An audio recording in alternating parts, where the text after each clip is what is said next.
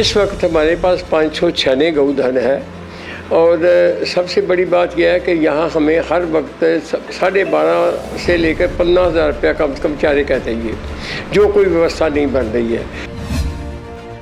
गऊ के नाम के रैवन्यू ही करोड़ों रुपया इकट्ठा वा। कोई गऊ जी है ਉਹਦਾ इलाज खुणों ना मरे, कोई गऊ सड़कों के ना फिरे, ਉਹਦੇ चारे वास्ते फिक्स किया। मेयर साहब ने और कमिश्नर साहब ने हमें मैसेज भेजा था कि आप हमारे पास आओ, आपकी गऊ के बारे में हम आपसे बात करना चाहते हैं। तो हमारी कमेटी के 4 मेंबर वहाँ गए। जाने के बाद उन्होंने बोला भी पिछला धन तो आप भूल जाओ, पिछला तो हमारे पास कोई पैसा नहीं है। आगे उनके पास 65 गायें थी जो वो हमें देना चाहते थे और सिर्फ 65 गायों का वो चाहते थे कि ये 17 रुपये रोज़ के हिसाब से हम दे सकते हैं, जो पिछली हमने भेजी है उनका हम दे नहीं सकते। तो चूँकि हमारे पास कोई व्यवस्था नहीं थी, हमने हाथ जोड़ दिए कि हम ये नहीं एक्सेप्ट कर सकते, ना तो हम 65 गायें ले गए और ना हमें 17 रुपये की जरूरत है। तो असी प्रोविजन की है सरकार ने, तो वो तुसी पैसा क्यों जमा रखते पे जे? जिथे गऊँ भुखियां मरदियां पे उन्होंने दो पैसा, वो पैसा है ही गऊँ वास्ते आ। तुहाडे को नहीं खाधा जा सकता, इन्हों को तुहाडे को नहीं खाधा जाना, जो मर्जी कर लो, ये अंदरों निकलना फिर जे किसी ने गड़बड़ की है। आज हम पहुंचे हैं अमृतसर से ठीक 15 किलोमीटर दूर श्री राम तीर्थ स्थल। ये वह धार्मिक स्थल है हिंदू मिथोलॉजी के अनुसार। यहाँ पर माता सीता ने अपना वनवास के दौरान जब भगवान श्री राम ने उन्हें छोड़ दिया था, तो अपना यहाँ पर वो आए, जहाँ पर भगवान श्री वाल्मीकि के आश्रम में वे रहे। यहीं पर लव कुश का जन्म हुआ और यहाँ पर देश के विभाजन से पहले एक गौशाला का निर्माण किया गया था, जहाँ पर इस समय करीब 600 गौ धन रह रहा है। कोरोना काल का संकट कहें या इसे महामारी का दौर कहें, इन गौओं पर भी जो है इस समय काफ़ी संकट चल रहा है, क्योंकि इसे चलाने वाली जो समिति है उनके पास फंड्स की कमी है। वर्ष 2010 में जब अकाली भाजपा की सरकार थी, तब केरल के गवर्नर जो श्री बलराम जी दास टंडन थे, उन्होंने इसी गौशाला के लिए एक व्यवस्था करा दी थी कि अमृतसर नगर निगम इन्हें हर साल 50,000 रुपया ग्रांट के तौर पर देगा, ताकि यहाँ पर रहने वाले गौ धन की ये देखभाल की जा सके। लेकिन पिछले कई सालों से इन्हें ये पैसा नहीं मिल रहा है। आज हम पहुँचे हैं, हमारे साथ हैं बाबा भोड़ेवाला गौशाला समिति के अध्यक्ष मायाराम जी। उनसे बात करेंगे भी उन्हें क्या क्या परेशानियां का सामना करना पड़ रहा है। मायाराम जी, आपका हमारे D4U न्यूज़ चैनल में स्वागत है। थोड़ा बताएंगे सर, ये कब इस गौशाला की स्थापना हुई थी और इसका नाम क्या है और किस दौर से आप गुजर रहे हैं? इस गौशाला का नाम बाबा भोड़ेवाला गौशाला सेवा समिति रजिस्टर्ड है। ये पार्टीशन से पहले की बाबा भोड़ेवाला जी ने खुद स्थापित की थी। उस वक्त वो बहुत बड़े गऊ के धन रक्षक थे और गऊओं की सेवा के लिए वो इलाके में बहुत अच्छी तरह जाने जाते थे। उसके बाद पार्टीशन के बाद ये काफ़ी ठीक चलती रही, लेकिन पिछले 1998 जब उनका स्वर्गवास हो गया और उनके बाद दूसरे संत इनको संभालने लगे, तो उनसे ये पूरी तरह व्यवस्था ठीक नहीं हो रही थी। फिर उन्होंने 1998 में एक समिति बनाई जिसका नाम बाबा भोड़ेवाला गौशाला सेवा समिति है, जो तब से काम कर रही है। ये अच्छी व्यवस्था चल रही थी यहाँ पर, लेकिन ये कोविड-19 के बाद बिल्कुल तीर्थ स्थान, जो वाल्मीकि तीर्थ स्थान है, वो बिल्कुल बंद हो गया। कोई आना जाना भक्तों का ख़त्म हो गया, जिसकी वजह से जो दान मिलता था वो टोटली बंद हो गया। तो अब यहाँ पर कितने जो हैं ये गऊ हैं और गौधन कितना है और आपको क्या क्या परेशानियों का सामना करना पड़ रहा है? इस वक्त हमारे पास 596 गौधन है और सबसे बड़ी बात यह है कि यहाँ हमें हर वक्त 12.5 से लेकर 50,000 रुपया कम से कम चारे का चाहिए, जो कोई व्यवस्था नहीं बन रही है।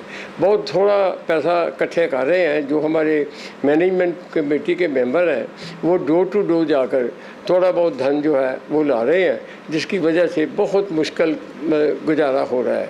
तो ये जो 596 गौ हैं, ये आपको यहाँ पर आई कैसे? ये गौएँ वो गौएँ हैं जो जब दूध लोग पी लेते हैं और उसके बाद वो दूध देना बंद कर देती हैं, तो वो छोड़ के जाते हैं। वो जब उसको पाल नहीं सकते तो वो गौशाला में छोड़ जाते हैं। इसके अलावा म्यूनसिपल कॉरपोरेशन की तरफ से पिछले 10 साल में कम से कम 500 गऊ यहाँ भेजी गई हैं। पहले हमारे पास वो पैसे देते थे, लेकिन पिछले 2-3 साल से उन्होंने कोई पैसा नहीं दिया। आपको हर महीने कितना पैसा मिलता था और आपका खर्च कितना हो रहा है गऊओं के चारे पे? हमारा खर्च इस वक्त कम से कम 3 से 4 लाख रुपया महीना हो रहा है, जो जिसकी इस वक्त व्यवस्था नहीं हो रही है। और यहाँ पर हमें 50,000 रुपया महीना पहले मिलता था पंजाब सरकार की तरफ से, जो मेयर कॉरपोरेशन जो है उनके दफ्तर से मिलता था, लेकिन पिछले 3 साल से वो भी बंद हो चुका है। तो मायाराम जी, क्या आपने कभी किसी मेयर से या जो अब मौजूदा मेयर हैं और जो कॉरपोरेशन के कमिश्नर हैं उनसे बात की कि ऐसा पैसा मिलता था बंद कर दिया गया है? मेयर साहब ने और कमिश्नर साहब ने हमें मैसेज भेजा था कि आप हमारे पास आओ, आपकी गऊ के बारे में हम आपसे बात करना चाहते हैं। तो हमारी कमेटी के 4 मेंबर वहाँ गए। जाने के बाद उन्होंने बोला भी पिछला धन तो आप भूल जाओ, पिछला तो हमारे पास कोई पैसा नहीं है। आगे उनके पास 65 गायें थी जो वो हमें देना चाहते थे, और सिर्फ 65 गायों का वो चाहते थे कि ये 17 रुपये रोज़ के हिसाब से हम दे सकते हैं, जो पिछली हमने भेजी है उनका हम दे नहीं सकते। तो चूँकि हमारे पास कोई व्यवस्था नहीं थी, हमने हाथ जोड़ दिए कि हम ये नहीं एक्सेप्ट कर सकते, ना तो हम 65 गायें ले गए और ना हमें 17 रुपये की ज़रूरत है। तो जैसे अभी आप पैसे की व्यवस्था नहीं हो पा रही, तो ये इन गऊओं को खुराक भी नहीं मिलती होगी, इस बारे में क्या कहना है आपका? इनको भरपूर खुराक नहीं मिल रही है, पेट भरने के लिए, पेट खड़े रहने के लिए खुराक मिल रही है। तो ये जितने भी आपके पास 596 गऊ हैं, तो इनमें से कुछ दूध भी देती हैं या सब बिल्कुल अब ये बूढ़ी हो चुकी हैं? बहुत सारी तो सारी बुरी हैं, इनमें से 22-23 गायें ऐसी हैं जो अब पिछले साल 1.5 साल से हमें दूध मिलना शुरू हो गया है। उससे हमारे लंगर की और जो स्टाफ है उसकी व्यवस्था पूरी हो रही है। तो जैसे अब ये सारी समस्या, बहुत बड़ी समस्या खड़ी हुई है, तो लोग आपके जाते हैं पैसा मांगने के लिए, कुछ कई बार मिलता होगा, कई बार नहीं मिलता होगा, तो अब आपका हमारे चैनल के माध्यम से आप क्या कहना चाहते हैं? मैं सारे गऊ भक्तों को बेनती करना चाहता हूँ कि क्योंकि कोविड की वजह से कोई बाहर से कोई पैसा नहीं आ रहा, लेकिन इनको चारा चाहिए। ये बेज़बान गऊएँ हैं जो मांग नहीं सकती हैं, ये हमारा मैनेजमेंट का काम बनता है कि इनको प्रोवाइड करें, लेकिन हमारे पास कोई ऐसा सोर्स नहीं है जहाँ से हम पैसे ला सकें। हाथ जोड़कर सारी पब्लिक को, सारी जनता को बेनती करना चाहता हूँ कि वो जितना से जितना धन है वो कोशिश करें और इस गौशाला को दान में दें, क्योंकि ये गौशाला अमृतसर शहर से 15 किलोमीटर दूर है, यहाँ आम आदमी नहीं आता। और इस बारे में मैं बेनती करना चाहता हूँ कि अगर कोई गऊ के लिए धन देना चाहता है तो वो इस नंबर पर संपर्क करे। मेरा नंबर है 7009342266। रिपीट कर दीजिए। 7009342266। तो हमारे साथ राजेंद्र शर्मा राजू भी हैं, जो इस समिति के सदस्य हैं। उनसे भी बात करते हैं कि आखिर उनका क्या कहना है और वह क्या चाहते हैं। सब भाइयों का जय माता दी, जय गौ माता। सभी भाइयों बहनों से बेनती है कि राम तीर्थ में 600 गायें हैं जिसका चारा आपके सहयोग से चल रहा है। कृपा करके दान देने की कृपालता करें। यहाँ पर सुविधा बहुत टाइट चल रही है, गाय के लिए चारा नहीं मिल रहा। हम सभी आगे आप हाथ जोड़ कर बेनती करते हैं कि हमारे राम तीर्थ गौशाला में आकर दान देने की कृपालता करें। अगर कोई दान नहीं देना चाहता तो दिया गया नंबर आपको दिया है, आप उस नंबर पर संपर्क कर सकते हैं। जय गौ माता। हमारे साथ हैं पूर्व कैबिनेट मंत्री अनिल जोशी। आज हम उनसे बात करेंगे कि आखिरकार ये इन्होंने कब लगाया था और इसका मकसद क्या था। जोशी साहब नमस्कार, तुहाडा D4U न्यूज़ चैनल से स्वागत है। डॉक्टर जोशी साहब, थोड़ा दसना भी काउसेस लगाने की जरूरत क्यों पई सी? देखो, ਕਾਉਸੈਸ ਜਿਹੜਾ ਅਸੀਂ ਮਤਲਬ ਗਊ ਨੂੰ ਗਊ ਮਾਤਾ ਦਾ ਦਰਜਾ ਦਿੰਦੇ ਆ। ਬਹੁਤ ਸਾਰੀਆਂ ਗਊਆਂ ਜਿਹੜੀਆਂ ਜਿਸ ਤਰ੍ਹਾਂ ਜਦੋਂ ਦੁੱਧ ਦੇਣੋਂ ਹਟ ਜਾਂਦੀਆਂ ਲੋਕ ਛੱਡ ਦਿੰਦੇ ਆ। ਚਲੋ ਖੈਰ ਇਹ ਮਾੜੀ ਗੱਲ ਆ, ਮਾਂ ਪਿਓ ਬਜ਼ੁਰਗ ਹੋ ਜਾਣ ਜਿਨ੍ਹਾਂ ਨੂੰ ਆਪਾਂ ਜਿਨ੍ਹਾਂ ਨੇ ਸਾਨੂੰ ਪਾਲਿਆ ਪੋਸਿਆ ਹੁੰਦਾ, ਅਤੇ ਜੇ ਉਹ ਬਜ਼ੁਰਗ ਹੋ ਜਾਣ ਤਾਂ ਆਪਾਂ ਸੋਚੀਏ ਵੀ ਹੁਣ ਇਹਨਾਂ ਦਾ ਕੀ ਕੰਮ ਆ। ਉਸ ਤਰ੍ਹਾਂ ਹੀ ਗਊ ਨੂੰ ਮਾਤਾ ਦਾ ਦਰਜਾ ਹੈ। ਸਾਡੀ ਸੰਸਕ੍ਰਿਤੀ ਦੇ ਵਿੱਚ, ਸਾਡੇ ਧਰਮ ਗ੍ਰੰਥਾਂ 'ਚ 33 ਕਰੋੜ ਦੇਵੀ ਦੇਵਤੇ ਆਪਾਂ ਗਿਣਦੇ ਹਾਂ ਵੀ ਇੱਕ ਗਊ ਦੇ ਵਿੱਚ ਆ। ਉਹਨੂੰ ਗਊ ਦੀ ਸੇਵਾ ਕਰ ਲਓ ਅਤੇ 33 ਕਰੋੜ ਦੇਵੀ ਦੇਵਤੇ ਖੁਸ਼ ਕਰ ਲਓ। ਗਊ ਦੇ ਮੂਤਰ ਦੇ ਵਿੱਚ ਤੁਸੀਂ ਵੇਖ ਲਓ ਵੀ ਉਹ ਔਸ਼ਧੀ ਹੈ ਇੱਕ। ਗਊ ਦਾ ਗੋਬਰ ਔਸ਼ਧੀ ਆ। ਪਿੱਛੇ ਪੁਰਾਣੇ ਸਮੇਂ ਦੇ ਵਿੱਚ ਅਸੀਂ ਪੋਚਾ ਮਾਰ ਕੇ ਉਹਨੂੰ ਪਵਿੱਤਰ ਕਰਨਾ ਹੁੰਦਾ ਕਿਸੇ ਜਗ੍ਹਾ ਨੂੰ, ਤੇ ਗਊ ਦੇ ਗੋਬਰ ਦਾ ਪੋਚਾ ਮਾਰਦੇ ਸੀ, ਉਹਦੇ ਨਾਲ ਕੀਟਾਣੂ ਵਗੈਰਾ ਸਾਰੇ ਵਾਇਰਸ ਮਰ ਜਾਂਦਾ। ਇਸੇ ਤਰ੍ਹਾਂ ਗਊ ਦਾ ਦੁੱਧ ਜਿਹੜਾ ਵਾ ਉਹ ਬੜਾ ਪਵਿੱਤਰ ਆ। ਛੋਟੇ ਬੱਚੇ ਨੂੰ ਮਾਂ ਤੋਂ ਬਾਅਦ ਗਊ ਦਾ ਹੀ ਦੁੱਧ ਜਿਹੜਾ ਦੇਣਾ ਸ਼ੁਭ ਮੰਨਿਆ ਜਾਂਦਾ, ਜਾਂ ਉਹਦੀ ਸਿਹਤ ਵਾਸਤੇ ਚੰਗਾ। ਬਿਮਾਰ ਹੋ ਜੇ ਕੋਈ, ਗਊ ਦਾ ਦੁੱਧ ਜਿਹੜਾ ਉਹਦੇ ਉੱਤੇ। ਗਊ ਦਾ ਘਿਓ ਜਿਹੜਾ ਵਾ ਉਹ ਮਤਲਬ ਲੋਕਾਂ ਦੇ ਜਿਹੜਾ ਸੇਵਨ ਕਰਦੇ ਆ ਉਹਨਾਂ ਨੂੰ ਕੋਈ ਬਿਮਾਰੀ ਨਹੀਂ ਲੱਗਦੀ। ਮਤਲਬ ਹਰ ਚੀਜ਼ ਗਊ ਦੀ ਜਿਹੜੀ ਹੈ ਨਾ ਪਵਿੱਤਰ ਆ। ਪਿਸ਼ਾਬ ਗੋਬਰ ਤੋਂ ਲੱਗ ਕੇ ਦੁੱਧ ਘਿਓ ਹਰ ਚੀਜ਼, ਇੱਥੋਂ ਤੱਕ ਉਹਦੀ ਹਵਾੜ ਵੀ ਜਿਹੜੀ ਆ ਬਹੁਤ ਸਾਰੀਆਂ ਵਾਇਰਸ ਮਾਰਦੀ ਆ ਬਹੁਤ ਸਾਰੀਆਂ ਬਿਮਾਰੀਆਂ ਜਿਹੜੀਆਂ ਵਾ ਉਹਦੇ ਨਾਲ ਹਟਦੀਆਂ। ਇਸ ਕਰਕੇ ਹੀ ਰਿਸ਼ੀਆਂ ਮੁਨੀਆਂ ਸਾਡੇ ਪੀਰਾਂ ਪੈਗੰਬਰਾਂ ਨੇ ਗਊ ਨੂੰ ਮਾਤਾ ਦਰਜਾ ਦਿੱਤਾ, ਜਿਸ ਤਰ੍ਹਾਂ ਧਰਤੀ ਨੂੰ ਮਾਤਾ ਦਾ ਦਰਜਾ ਦਿੰਦੇ ਆ। ਮੇਰੇ ਮਨ 'ਚ ਆਇਆ ਕਿ ਗਊਆਂ ਜਿਹੜੀਆਂ ਇੱਥੇ ਸੜਕਾਂ ਦੇ ਵਿੱਚ ਉੱਤੇ ਤੁਰੀਆਂ ਫਿਰਦੀਆਂ ਵਾ, ਐਕਸੀਡੈਂਟ ਹੁੰਦੇ ਆ, ਉਹਦੇ ਨਾਲ ਲੋਕਾਂ ਦਾ ਵੀ ਜਾਨੀ ਨੁਕਸਾਨ ਹੁੰਦਾ ਵਾ, ਗਊ ਦਾ ਵੀ ਨੁਕਸਾਨ ਹੁੰਦਾ ਵਾ। ਜਿਹੜੇ ਛੱਡ ਦਿੰਦੇ ਆ ਉਹ ਮਾੜੀ ਗੱਲ ਆ, ਪਾਪ ਆ। ਪਰ ਜੇ ਉਹਨਾਂ ਨੂੰ ਤਾਂ ਆਪਾਂ ਹੁਣ ਪਤਾ ਨਹੀਂ ਲਾ ਸਕਦੇ ਵੀ ਕਿੰਨੇ ਛੱਡੀ ਗਊ, ਪਰ ਇਹ ਹੈ ਕਿ ਜਿਹੜੀਆਂ ਸੜਕਾਂ ਦੇ ਉੱਤੇ ਗਊਧਨ ਜਿਹੜਾ ਵਾ ਉਹ ਤੁਰਿਆ ਫਿਰਦਾ, ਉਹਨਾਂ ਵਾਸਤੇ ਗਊਸ਼ਾਲਾ ਬਣਾਈਆਂ ਸਾਡੀ ਸਰਕਾਰ ਅਕਾਲੀ ਭਾਜਪਾ ਨੇ। ਬਹੁਤ ਸਾਰੀਆਂ ਜਗ੍ਹਾ ਜਿਹੜੀਆਂ ਵਾ ਨਾ, ਜਿਹਨੂੰ ਚਰਾਂਦਾ ਕਹਿੰਦੇ, ਪਹਿਲੇ ਪੁਰਾਣੇ ਸਮੇਂ ਦੇ ਵਿੱਚ ਜਿਹੜੀਆਂ ਵਾ ਇਹ ਸਰਕਾਰਾਂ ਨੇ ਜਾਂ ਪੁਰਾਣੇ ਜਿਹੜਾ ਚੱਲੀਏ ਸਾਡੇ ਰਾਜੇ ਮਹਾਰਾਜਿਆਂ ਨੇ ਚਰਾਂਦਾ ਵਾਸਤੇ ਜਗ੍ਹਾ ਛੱਡੀ ਹੁੰਦੀ ਵੀ ਇਹ ਜਿਹੜੀਆਂ ਵਾ ਸਿਰਫ ਗਊਆਂ ਦੇ ਚਰਨ ਵਾਸਤੇ ਹੀ ਆ, ਗਊਆਂ ਦੇ ਚਾਰੇ ਵਾਸਤੇ ਹੀ ਆ। ਉਹ ਘਾਹ ਚਾਰਨ ਖੁੱਲੀਆਂ ਉੱਥੇ ਫਿਰਨ। ਉਹ ਬਹੁਤ ਸਾਰੀਆਂ ਜਗ੍ਹਾ ਏਕੜਾਂ ਦੇ ਹਿਸਾਬ ਦੇ ਨਾਲ ਪਿੰਡਾਂ ਦੇ ਵਿੱਚ, ਪੰਚਾਇਤਾਂ ਦੇ ਵਿੱਚ ਜਾਂ ਪੂਰੇ ਪੰਜਾਬ ਦੇ ਵਿੱਚ ਵੀ ਆ ਉਹ ਜਗ੍ਹਾ। ਉਹਨਾਂ ਨੂੰ ਅਸੀਂ ਜਿਹੜਾ ਵਾ ਆਪਣਾ ਜਿਹੜਾ ਵਾ ਲੱਭ ਕੇ ਤੇ ਇੱਕ ਅਸੀਂ ਉੱਥੇ ਕੈਬਨਿਟ 'ਚ ਲੈ ਕੇ ਆਂਦਾ ਵੀ ਉਹ ਸਾਰੀਆਂ ਦੇ ਵਿੱਚ ਸਰਕਾਰ ਵੱਲੋਂ ਗਊਸ਼ਾਲਾ ਬਣਾਈਏ ਤੇ ਉਹਨਾਂ ਨੂੰ ਗਊਆਂ ਨੂੰ ਜਿਹੜਾ ਉਹਦੇ 'ਚ ਰੱਖੀਏ, ਇੱਕ ਐਕਸੀਡੈਂਟ ਨਾ ਹੋਣ। ਇੱਕ ਗਊ ਦਾ ਗੋਬਰ ਆ, ਉਹਦਾ ਜਿਹੜਾ ਵਾ ਹੋ ਰਿਹਾ ਦਵਾਈਆਂ ਬਣ ਜਾਂ ਜੋ ਉਹਦਾ ਹੋ ਸਕਦਾ ਟਰੀਟਮੈਂਟ ਖਾਦ ਬਣ ਸਕਦੀ ਆ, ਉਹ ਕੀਤੀ ਜਾਵੇ। ਤੇ ਇਸ ਤਰ੍ਹਾਂ ਪੈਸੇ ਵੀ ਨਹੀਂ ਲੱਗਣਗੇ, ਪੈਸੇ ਬਚਣਗੇ ਵੀ। ਪਰ ਉਹਦੇ ਨਾਲ ਹੀ ਜਿਹੜਾ ਮੈਂ ਡਿਪਾਰਟਮੈਂਟ ਦੇ ਵਿੱਚ ਆਪਣੇ, ਕਿਉਂਕਿ ਮੇਰਾ ਡਿਪਾਰਟਮੈਂਟ ਸ਼ਹਿਰੀ ਡਿਪਾਰਟਮੈਂਟ ਸੀ, ਲੋਕਲ ਗਵਰਨਮੈਂਟ ਡਿਪਾਰਟਮੈਂਟ, ਤੇ ਮੈਂ ਉਸ ਵੇਲੇ ਸਾਰੀਆਂ ਕਾਰਪੋਰੇਸ਼ਨਾਂ ਤੇ ਟੋਟਲ ਸਾਰੀਆਂ ਮਿਊਨਿਸਪਲ ਕਮੇਟੀਆਂ ਜਿਹੜੀਆਂ ਤਕਰੀਬਨ ਪੌਣੇ 200 ਇਹ ਬਣਦੀਆਂ ਕਾਰਪੋਰੇਸ਼ਨਾਂ ਮਿਊਨਿਸਪਲ ਕਮੇਟੀਆਂ ਪੰਜਾਬ ਦੇ ਸ਼ਹਿਰਾਂ ਦੀਆਂ, ਛੋਟੇ ਵੱਡੇ, ਮਤਲਬ C class committee, B class, A class corporation, ਇਹ 4 ਕੈਟਾਗਰੀ ਆ। ਅਸੀਂ ਸਾਰਿਆਂ ਦੇ ਵਿੱਚ ਹੀ ਕਾਓ ਸੈਸ ਲਾਇਆ ਸੀ ਗਊ ਦੇ ਚਾਰੇ ਵਾਸਤੇ, ਉਹਨੂੰ ਸੰਭਾਲ ਵਾਸਤੇ ਉਹਦੀ ਸੈਸ ਲਾਇਆ। ਬਹੁਤ ਸਾਰੀਆਂ ਚੀਜ਼ਾਂ 'ਤੇ, ਜਿਸ ਤਰ੍ਹਾਂ ਸ਼ਰਾਬ ਆ ਉਹਦੇ 'ਤੇ, ਪੈਟਰੋਲ ਆ ਉਹਦੇ 'ਤੇ, ਸੀਮੈਂਟ ਆਉਂਦਾ, ਪੈਟਰੋਲ ਦਾ ਟੈਂਕਰ ਆਉਂਦਾ ਜਿਹੜਾ ਇੱਥੇ ਉਹਦੇ 'ਤੇ। ਇਸ ਤਰ੍ਹਾਂ ਕਰਕੇ 8-10 ਚੀਜ਼ਾਂ ਐਸੀਆਂ ਸੀ ਜਿਸ 'ਤੇ ਸੈਸ ਅਸੀਂ ਲਾ ਕੇ ਤੇ ਕਾਰਪੋਰੇਸ਼ਨਾਂ ਨੂੰ ਉਹ ਪੈਸਾ ਜਾਂਦਾ। ਉਹਦੇ 'ਚ ਇੱਕ ਇਹ ਵੀ ਨੋਟੀਫਿਕੇਸ਼ਨ ਦੇ ਵਿੱਚ ਹੈਗਾ ਸੀ ਕਿ ਇਹ ਪੈਸਾ ਗਊ ਦੀ ਰਕਸ਼ਾ, ਗਊ ਦੇ ਚਾਰੇ ਤੋਂ ਬਗੈਰ ਕਿਤੇ ਵੀ ਖਰਚਿਆ ਨਹੀਂ ਜਾ ਸਕਦਾ। ਇਹ ਸਿਰਫ ਗਊ ਵਾਸਤੇ ਹੀ ਖਰਚਿਆ ਜਾਊਗਾ। ਅੱਜ ਕਰੋੜਾਂ ਰੁਪਈਆ ਜਿਹੜਾ ਵਾ ਕਾਰਪੋਰੇਸ਼ਨਾਂ ਮਿਊਨਿਸਪਲ ਕਮੇਟੀਆਂ 'ਚ ਪੰਜਾਬ ਦੀਆਂ 'ਚ, ਭਾਵੇਂ ਅੰਮ੍ਰਿਤਸਰ ਆ, ਭਾਵੇਂ ਜਲੰਧਰ ਆ, ਭਾਵੇਂ ਲੁਧਿਆਣਾ, ਭਾਵੇਂ ਬਠਿੰਡਾ, ਹਰ ਕਾਰਪੋਰੇਸ਼ਨ, ਹਰ ਮਿਊਨਿਸਪਲ ਕਮੇਟੀ 'ਚ ਕਰੋੜਾਂ ਰੁਪਇਆ ਜਿਹੜਾ ਵਾ ਉਹ ਪੰਜਾਬ ਦੇ ਵਿੱਚ ਇਹਨਾਂ ਮਿਊਨਿਸਪਲ ਕਮੇਟੀਆਂ ਕਾਰਪੋਰੇਸ਼ਨਾਂ 'ਚ ਇਕੱਠਾ ਹੋ ਗਿਆ।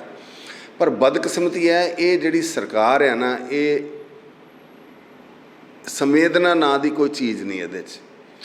ਇਹਨਾਂ ਨੂੰ ਕਿਸੇ ਚੀਜ਼ ਦਾ ਕੋਈ ਕੰਸਰਨ ਨਹੀਂ, ਆਪਣੀ ਪੋਲੀਟਿਕਸ ਤੋਂ ਬਗੈਰ ਤੇ ਸਰਕਾਰ ਬਚਾਉਣ ਤੋਂ ਬਗੈਰ ਤੇ ਜਾਂ ਜੋ ਹਲਵਾ ਮੰਡਾ ਇਹ ਚਲਾ ਰਿਹਾ ਉਸ ਤੋਂ ਬਗੈਰ ਕੋਈ ਕੰਮ ਨਹੀਂ। ਕਿਸੇ ਪਾਸੇ ਇਹਨਾਂ ਦਾ ਧਿਆਨ ਨਹੀਂ, ਨਾ ਡਿਵੈਲਪਮੈਂਟ ਵੱਲ, ਨਾ ਲੋਕਾਂ ਦੀ ਵੈਲਫੇਅਰ ਵੱਲ, ਨਾ ਬਿਮਾਰ ਜਨਤਾ। ਕਰੋਨਾ ਦੇ ਵਿੱਚ ਵੀ ਵੇਖ ਲਿਆ ਕੀ ਜਲੂਸ ਇਹਨਾਂ ਦਾ ਨਿਕਲਿਆ ਵੀ ਜੋ ਰਾਸ਼ਨ ਮੋਦੀ ਸਾਹਿਬ ਨੇ ਲੋਕਾਂ ਨੂੰ ਦੇਣ ਵਾਸਤੇ ਫ੍ਰੀ ਭੇਜਿਆ ਕਿ ਕੋਈ ਭੁੱਖਾ ਨਾ ਸੌਵੇਂ, ਉਹ ਵੀ ਲੋਕਾਂ ਤੱਕ ਨਹੀਂ ਪਹੁੰਚਾਇਆ। ਇਹਨਾਂ ਨੇ ਉਹਦੇ ਉੱਤੇ ਪੋਲੀਟਿਕਸ ਕੀਤੀ, ਉਹ ਖੁਰਦ-ਬੁਰਦ ਕੀਤਾ। ਕੌਂਸਲਰਾਂ ਨੇ ਲੋਕਾਂ ਦੀਆਂ ਘਰਾਂ ਦੀਆਂ ਤਲਾਸ਼ੀਆਂ ਲਈਆਂ, ਜਦ ਕਿ ਉਹ ਰਾਸ਼ਨ ਜਿਹੜਾ ਸੀ ਤਕਰੀਬਨ 3 ਕਰੋੜ ਪਾਪੂਲੇਸ਼ਨ ਪੰਜਾਬ ਦੀ ਆ ਤੇ 1.5 ਕਰੋੜ ਪਾਪੂਲੇਸ਼ਨ ਵਾਸਤੇ 1 ਕਰੋੜ 41 ਲੱਖ ਲੋਕਾਂ ਵਾਸਤੇ ਉਹ ਰਾਸ਼ਨ ਆਇਆ, ਜਿਹੜਾ ਕਿ ਜਿਹਦੇ ਵਾਸਤੇ ਕਿਸੇ ਕਾਰਡ ਦੀ ਵੀ ਲੋੜ ਨਹੀਂ, ਆਧਾਰ ਕਾਰਡ 'ਤੇ ਦੇਣਾ ਸੀ। ਅੱਛਾ ਜੋਸ਼ੀ ਸਾਹਿਬ, ਆਧਾਰ ਕਾਰਡ 'ਤੇ ਦੇਣਾ। ਪਰ ਇਹਨਾਂ ਨੇ ਨਾ ਉਹ ਕੀਤਾ ਤੇ ਕਾਓ ਸੈਸ ਦੇ ਨਾਂ ਦੇ ਉੱਤੇ ਜਿਹੜਾ ਪੈਸਾ ਇਕੱਠਾ ਹੋਇਆ ਵਾ, ਇਹ ਕਿੱਥੇ ਡਾਇਵਰਟ ਕਰਦੇ ਪਏ ਆ, ਕਿਸ ਤਰ੍ਹਾਂ ਉਹਨੂੰ ਮੈਨੂਪਲੇਟ ਕਰਦੇ ਪਏ ਆ, ਕੀ ਕਰਦੇ ਪਏ ਉਸ ਪੈਸੇ ਦਾ, ਇਹ ਸਾਨੂੰ ਨਹੀਂ ਪਤਾ। ਪਰ ਗਊਆਂ ਸੜਕਾਂ 'ਤੇ ਫਿਰਦੀਆਂ ਪਈਆਂ, ਐਕਸੀਡੈਂਟ ਐਜ਼ ਇਟ ਇਜ਼ ਹੁੰਦੇ ਪਏ ਆ। ਇਹ 5 ਪੈਸੇ ਕਿਸੇ ਵੀ ਗਊਸ਼ਾਲਾ ਨੂੰ ਨਹੀਂ ਦਿੰਦੇ ਪਏ। ਤੁਸੀਂ ਹੁਣੇ ਮੈਨੂੰ ਕਿਹਾ ਵੀ ਜਿਹੜੀ ਇਹ ਆਪਣਾ ਰਾਮ ਤੀਰਥ ਜਿਹੜੀ ਗਊਸ਼ਾਲਾ ਵਾ, ਜਦੋਂ ਮੈਂ ਸੀ ਮਿਨਿਸਟਰ ਪਹਿਲਾਂ ਮੇਰਾ ਖਿਆਲ ਟੰਡਨ ਸਾਹਿਬ ਨੇ ਇੱਥੇ ਇੱਕ ਮਤਾ ਪਵਾ ਕੇ ਜਾਂ ਇੱਥੇ ਕੋਈ ਇੱਕ ਨੋਟੀਫਿਕੇਸ਼ਨ ਕਰਤੀ ਵੀ ਇਹਨਾਂ ਗਊਸ਼ਾਲਾ ਨੂੰ ਜਿਹੜੀ ਆ ਪੈਸੇ, ਸਾਰੀਆਂ ਗਊਸ਼ਾਲਾਂ ਦੇ ਉਹਨਾਂ ਨੇ ਥੋੜ੍ਹੇ ਥੋੜ੍ਹੇ ਪੈਸੇ ਬੱਧੇ ਸੀ। ਮੇਰਾ ਖਿਆਲ ਪਿੰਜਰਾ ਪੋਲ ਦਾ ਵੀ ਆ, ਉਹਨਾਂ ਨੂੰ ਵੀ ਮੈਂ ਦਵਾਉਂਦਾ ਰਿਹਾ। ਇਹ ਕਾਰਪੋਰੇਸ਼ਨ ਨਹੀਂ ਸੀ ਦਿੰਦੀ ਉਹਨਾਂ ਨੂੰ। ਮੇਰੇ ਕੋਲ 2-3 ਵਾਰੀ ਉਹ ਵੀ ਆਏ ਪਿੰਜਰਾ ਪੋਲ ਵਾਲੇ, ਮੈਂ ਪਿੰਜਰਾ ਪੋਲ ਗਊਸ਼ਾਲਾ ਨੂੰ ਵੀ ਪੈਸੇ ਦਵਾਏ ਕਹਿ ਕੇ ਕਮਿਸ਼ਨਰ ਨੂੰ, ਤੇ ਇਹਨਾਂ ਨੂੰ ਵੀ ਦਵਾਏ ਆਪਣਾ ਜਿਹੜਾ ਵਾ ਰਾਮ ਤੀਰਥ ਵਾਲੇ। ਪਰ ਉਸ ਤੋਂ ਬਾਅਦ ਤੇ ਉਦੋਂ ਤੇ ਚਲੋ ਇਹ ਪ੍ਰੋਵੀਜ਼ਨ ਨਹੀਂ ਸੀ ਹੈਗੀ ਸਾਨੂੰ ਕੋਈ ਰੈਵਨਿਊ ਆ ਰਿਹਾ। ਹੁਣ ਤੇ ਗਾਂ ਦੇ ਨਾਂ ਤੇ ਗਊ ਦੇ ਨਾਂ ਦੇ ਉੱਤੇ ਰੈਵਨਿਊ ਹੀ ਕਰੋੜਾਂ ਰੁਪਇਆ ਇਕੱਠਾ ਵਾ।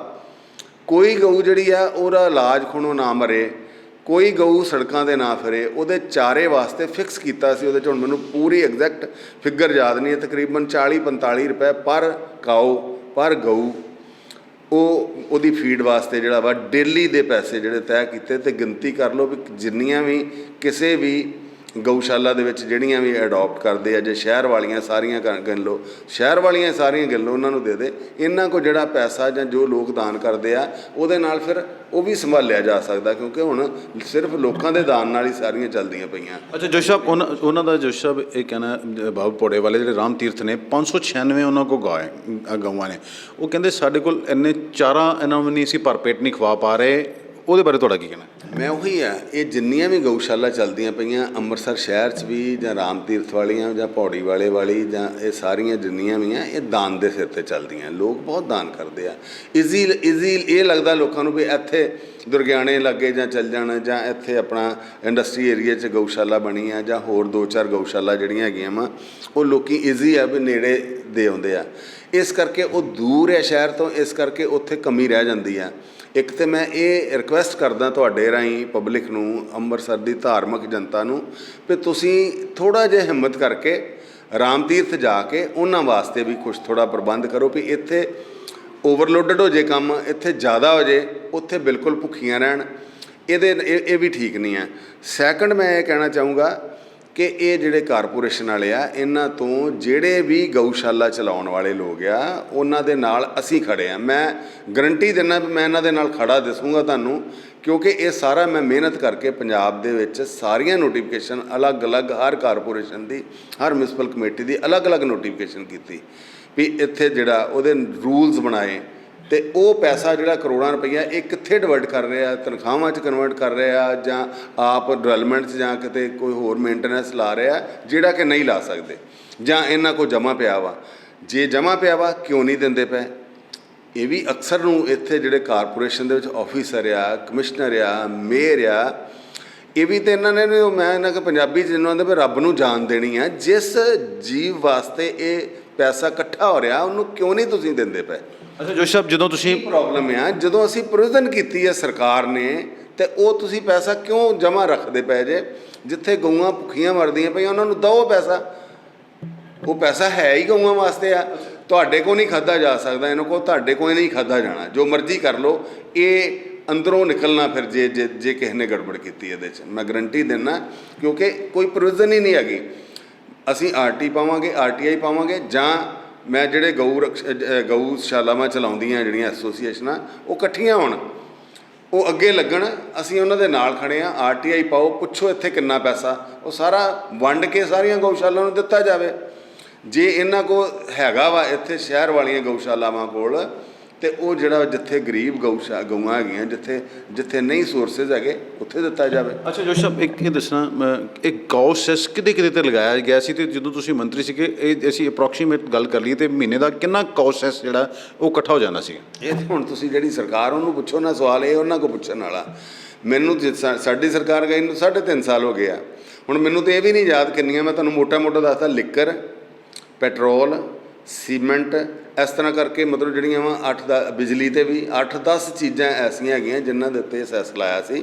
ਮੈਂ ਡਿਟੇਲ ਚਾਹੀਦੀ ਹੈ ਤਾਂ ਮੈਂ ਡਿਟੇਲ ਕਢਵਾ ਕੇ ਤੁਹਾਨੂੰ ਦੱਸ ਦਾਂਗਾ। ਬਾਕੀ ਤੁਸੀਂ ਇਹਨਾਂ ਨੂੰ ਪੁੱਛੋ, ਇੱਕ ਹੀ ਜਵਾਬ ਨਹੀਂ ਦਿੰਦੇ, ਮੀਡੀਆ ਨੂੰ ਕੋਈ ਜਵਾਬ ਦੇ ਨਹੀਂ, ਇਹ ਲੋਕਾਂ ਨੂੰ ਕੁਛ ਨਹੀਂ ਦੱਸਣਾ ਚਾਹੁੰਦੇ ਵੀ ਕੀ ਹੋ ਰਿਹਾ ਕੀ ਨਹੀਂ ਹੋ ਰਿਹਾ। ਟਰਾਂਸਪੇਰੈਂਸੀ ਕੀ ਹੁੰਦੀ ਹੈ ਇਹੀ ਕਿ ਸਾਨੂੰ ਇੰਨੀਆਂ ਚੀਜ਼ਾਂ ਦੇ ਉੱਤੇ ਲੱਗਾ, ਸਾਨੂੰ ਇੰਨਾ ਪੈਸਾ ਮੰਥਲੀ ਆ ਰਿਹਾ, ਜਾਂ ਇੰਨਾ ਕਿਤੇ ਅਸੀਂ ਖਰਚ ਰਹੇ ਹਾਂ। ਤਾਂ ਗਊਆਂ ਵਾਸਤੇ ਜਿਹੜਾ ਇਕੱਠਾ ਹੋ ਰਿਹਾ, ਗਊਆਂ ਵਾਸਤੇ ਖਰਚਣਾ। ਇਸ ਕਰਕੇ ਇਹ ਜ਼ਬਾਨੀ ਚੀਜ਼ਾਂ ਯਾਦ ਰੱਖੀਆਂ ਨਹੀਂ ਜਾ ਸਕਦੀਆਂ। ਇੰਨੇ ਕੰਮ ਕੀਤੇ ਆ ਮੈਂ ਪੂਰੇ ਪੰਜਾਬ ਦੇ ਵਿੱਚ, ਤੇ ਫਿਰ ਇਹ ਇਕੱਲਾ ਅੰਮ੍ਰਿਤਸਰ ਨਹੀਂ ਗਾ, ਇਹ ਪੂਰੇ ਪੰਜਾਬ ਦੀਆਂ ਕਾਰਪੋਰੇਸ਼ਨਾਂ ਮਿਊਨਿਸਪਲ ਕਮੇਟੀਆਂ 'ਚ ਇਹ ਪੈਸਾ ਪਿਆ। ਲੁਧਿਆਣੇ ਅੰਮ੍ਰਿਤਸਰ ਨਾਲੋਂ ਵੀ ਕਿਤੇ ਜ਼ਿਆਦਾ ਪਿਆ ਹੋਊਗਾ। ਤੇ ਇਹ ਕਰੋੜਾਂ ਰੁਪਇਆ ਜਿਹੜਾ ਵਾ ਉਹ ਅਰਬਾਂ ਦੇ ਵਿੱਚ ਹੋ ਜਾਂਦਾ ਜੇ ਪੂਰੇ ਪੰਜਾਬ ਦਾ ਮਿਲਾ ਲਈਏ। ਤੇ ਇਹ ਕਿਉਂ ਨਹੀਂ ਖਰਚਦਾ ਪਿਆ? ਸਾਰੇ ਪੰਜਾਬ 'ਚ ਕਿਤੇ ਵੀ ਨਹੀਂ ਇਹ ਖਰਚਦੇ ਪਏ। ਮੈਂ ਤੇ ਰਿਕੁਐਸਟ ਕਰੂੰਗਾ, ਜਿਹੜਾ ਗਊ ਕਮਿਸ਼ਨ ਬਣਿਆ ਸੀ ਉਹਦੇ ਜਿਹੜੇ ਚੇਅਰਮੈਨ ਇਸ ਵੇਲੇ ਕੋਈ ਹੈਗੇ ਆ, ਉਹਨਾਂ ਨੂੰ ਅੱਗੇ ਲੱਗਣਾ ਚਾਹੀਦਾ ਪੰਜਾਬ ਲੈਵਲ 'ਤੇ। ਉਹ ਖਿਆਲ ਰੱਖਣ ਸਾਰੀਆਂ ਜਿੰਨੀਆਂ ਪੰਜਾਬ ਦੀਆਂ ਗਊਸ਼ਾਲਾ ਹੈਗੀਆਂ ਉਹ ਸਾਰਿਆਂ ਨੂੰ ਜਿਹੜਾ ਵਾ ਵੰਡ ਕੇ ਪੈਸਾ ਦਿਵਾਉਣ। ਜੋ ਇੱਕ ਲਿਮਟ ਬੰਨਤੀ ਵੀ ਇੰਨੇ ਪੈਸੇ ਡੇਲੀ ਇੱਕ ਗਊ ਵਾਸਤੇ ਜਿਹੜੇ ਆ ਉਹ ਦਿੱਤੇ जाएंगे तो क्यों नहीं देंगे पे? वो देने चाहिए। ये थे पूर्व कैबिनेट मंत्री अनिल जोशी, जिन्होंने बताया कि जब वो मंत्री थे तो उन्होंने एक प्रावधान, एक नोटिफिकेशन जारी करवाया था ताकि जो आवारा पशु या गाय सड़कों पर फिरते हैं या उन्हें भरपेट खाने को नहीं मिलता, इस गौ सेस से वो सारा पैसा इकट्ठा हो और प्रदेश भर में जहाँ कहीं भी गाय हैं उन्हें भरपेट खाना मिले और उनकी देख रेख की जा सके। उनके लिए इन्होंने कई ऐसी गौशाला भी बनवाई थी और ये प्रबंध किया था। ये तमाम गायें जो हैं, कोई भी सड़कों पर आवारा पशु नहीं दिखना चाहिए, गाय नहीं दिखनी चाहिए, ये वहाँ चले जाए। लेकिन करोड़ों रुपए सेस जो है गौ धन के नाम पर इकट्ठा किया जा रहा है, वो पैसा कहाँ खर्च हो रहा है किसी को कोई पता नहीं है। अमृतसर से D4U न्यूज़ के लिए दीपक भंडारी की खास रिपोर्ट।